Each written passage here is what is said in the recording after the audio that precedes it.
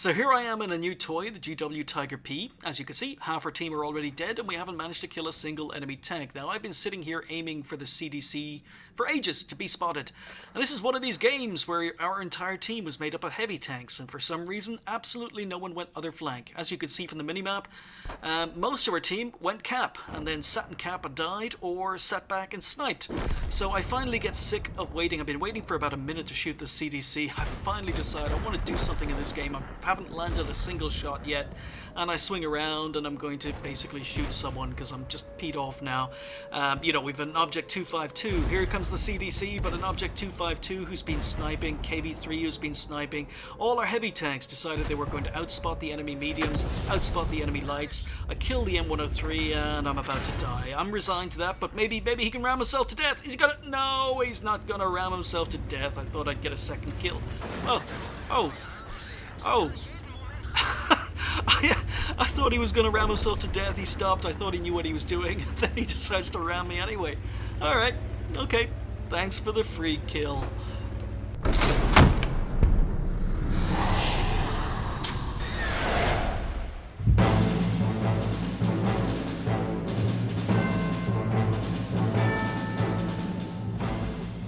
Hi folks, and welcome to the Ace Tanker for the Lago, the Tier 4 Swedish medium tank. Although, is it a medium tank or is it a light tank? That's up for debate.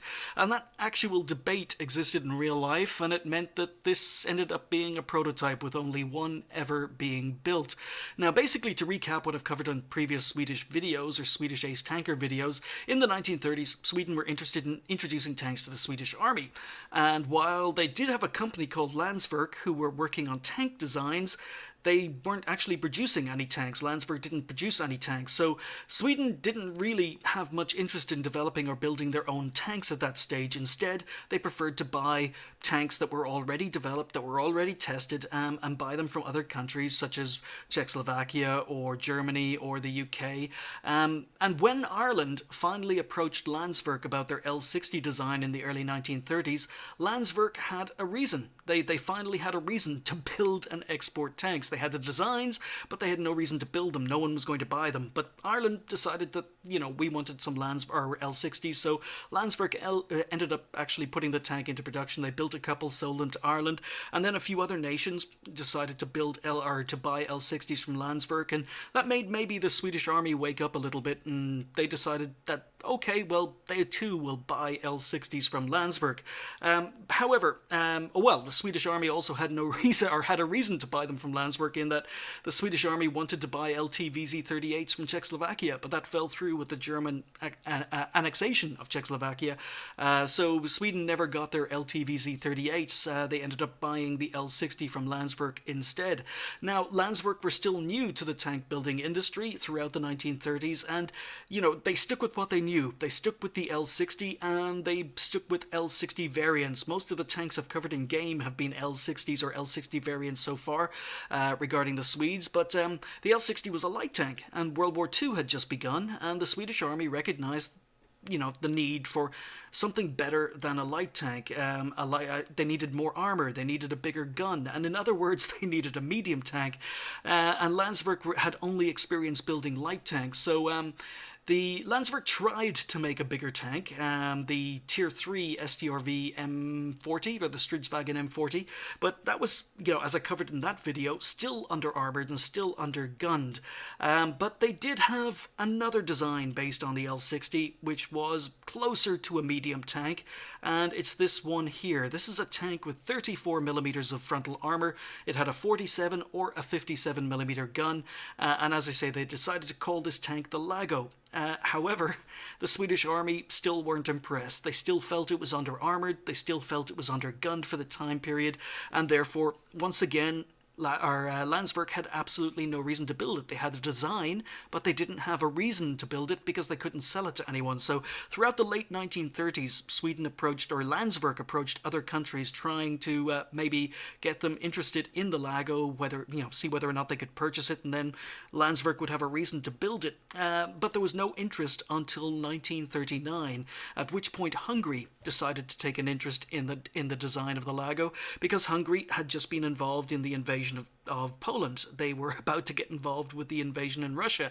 They had a desperate need for medium tanks. So Landsberg were one of the companies they approached, and Landsberg said, sure, yeah, we'll build you a prototype and you can test and trial it.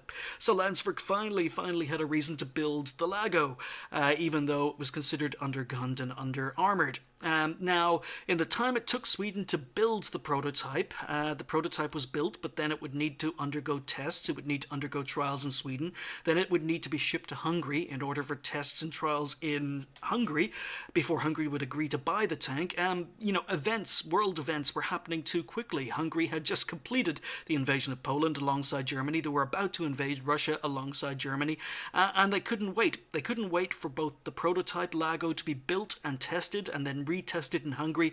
They decided to cancel the interest in the project, and they decided to go with the Skoda T21 from Czechoslovakia. Now, the Skoda T21 was a prototype that had already been built. It wasn't in the process of being built. It had already been built. It had already been tested. It had already been trialed. So the only thing that the Skoda T21 needed was trials in Hungary itself. But Hungary ended up going with the T21 instead of the Lago. They ended up changing the T21, and it became the Turan 1, 2, Turan 3, and the Turan 3 prototype. So Landsberg were left with this, just one prototype of a Lago left.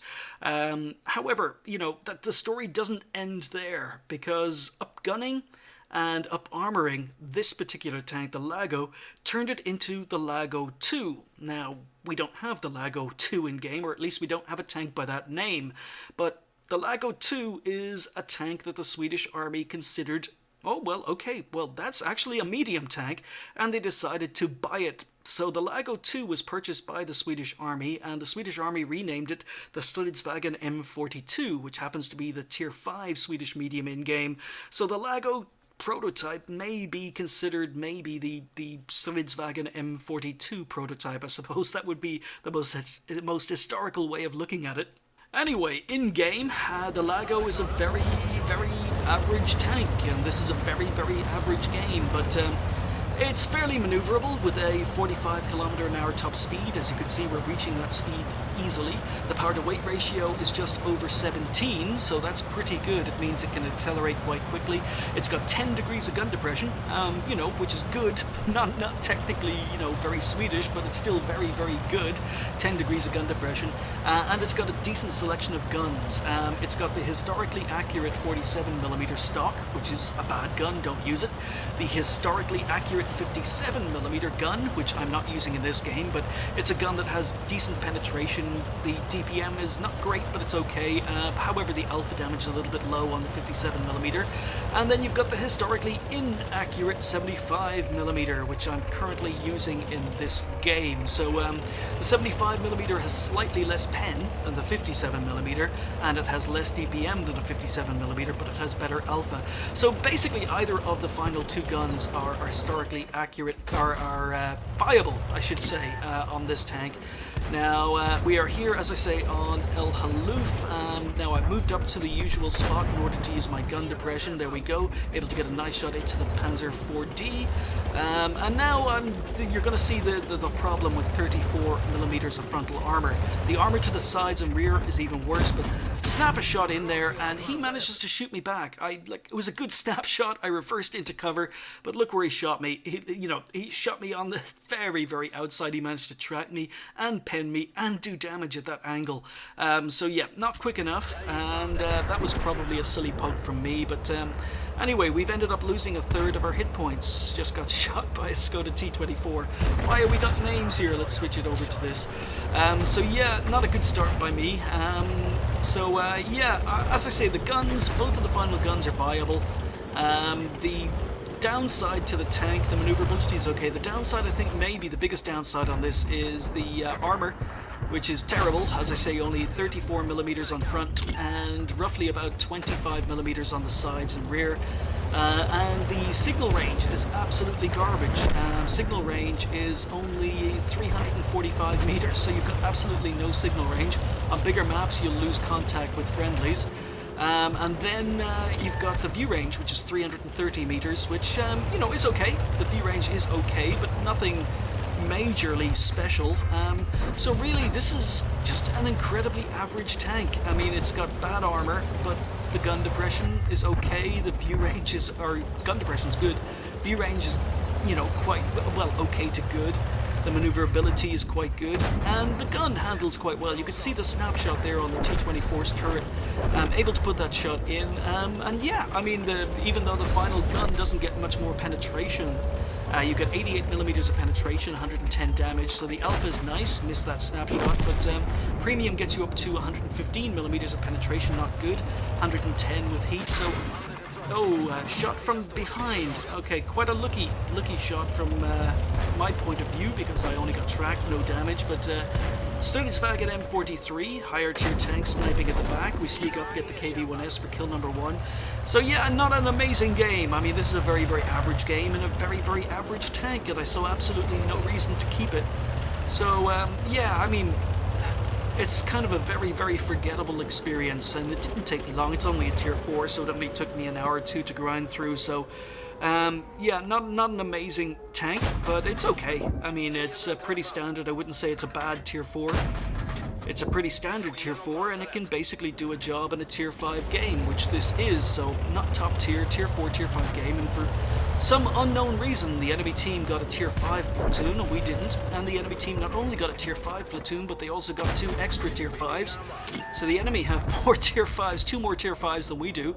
Managed to bounce on the roof of an OI experimental. That's kind of surprising, able to pin him from the front, so the penetration's not terrible. Go for the one-hit kill on the Panzer 4A, and going to work on the Stug 3G, and a bounce, and that's not going to be the first bounce I get on the Stug. So you can see the gun, a little bit derpy, but it's okay. You know, we're just poking, we're using a reverse speed, just poking, taking shots, get spotted, oh, KV-1, and I reverse in time to miss his, for him to miss his shot, so I decide to advance. I'm not going to sit there and trade with a KV-1. We've stopped the cap, the pressure is off, and we're just going to flank. And as you can see, this is a medium tank that can flank. It can get up to, as I say, it's 45 kilometers an hour relatively easily with a decent power to weight ratio. And as I say, the biggest downside of this tank is the lack of armor. So pretty much any time you get shot, you're going to get damaged, you're going to have crew potentially dying, you're going to have modules potentially knocked out, and you don't get a lot of hit points. Pretty standard for a tier 4, 350, but we've sneaked up behind this SAV M43, who luckily tracked me for 0 damage earlier on. We get a second shot in on the move, so gun handling is actually okay. It is actually okay. So we picked up our 3rd kill. Now we're trying to use our gun depression, trying to get shots around the side. And we bounce. We bounce on a cheetah guy, another tank that has absolutely no armor. Okay, so again, trying to use my gun depression. Looks is a little bit too far down in order to use my gun depression, but here we go, Stug.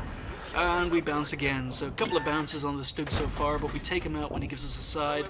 Chinakai's moved up, and take a blind shot. That doesn't go anywhere near where I was aiming, but just using our gun depression, staying hidden, using the wreck. That one goes low, and yeah, that's pretty much it. I'm on 4 kills, just 2 tanks left on the enemy team.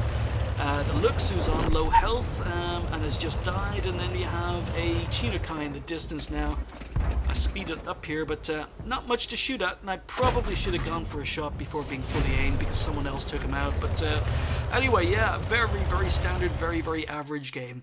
So there we go, just the ace, no other medals. We did seem to hit the majority of the enemy team, but we didn't pick up a Confederate, so huge number of tanks shot on the enemy team. But yeah, just the ace, as I say, no other medals. We finished top on XP with 1,022 XP was enough to ace it, and 1,253 damage doesn't seem particularly high, but then again, it's just a tier 4 and 4 kills. So yeah, as I say, I ground through this tank. I don't think I'll be rebuying it. It's very average, and I don't really see a reason to keep this tank in my garage. There are plenty of competitive tier 4s, and this one's just average. So 26 shots fired, we managed to hit 18. We only managed to pen 13 of those 18, which is kind of disappointing, but spotted 4, damaged 9, destroyed 4, did 400 assistance damage, and finished up with 29,000 credits with a premium account. You see the ammo costs, the repair costs were quite cheap. So first game of the day left me on you know, a very healthy ×3 of almost 4.6k experience, and that took me a huge part of the way towards the tier 5, so didn't spend that long in the tank, didn't think it was amazing, and that's pretty much it. This is the prototype. Basically, it could be considered the prototype for the Stridsvagn M42, the very next Ace Tanker and video coming up on the channel. Thank you guys for watching. I'll see you next time.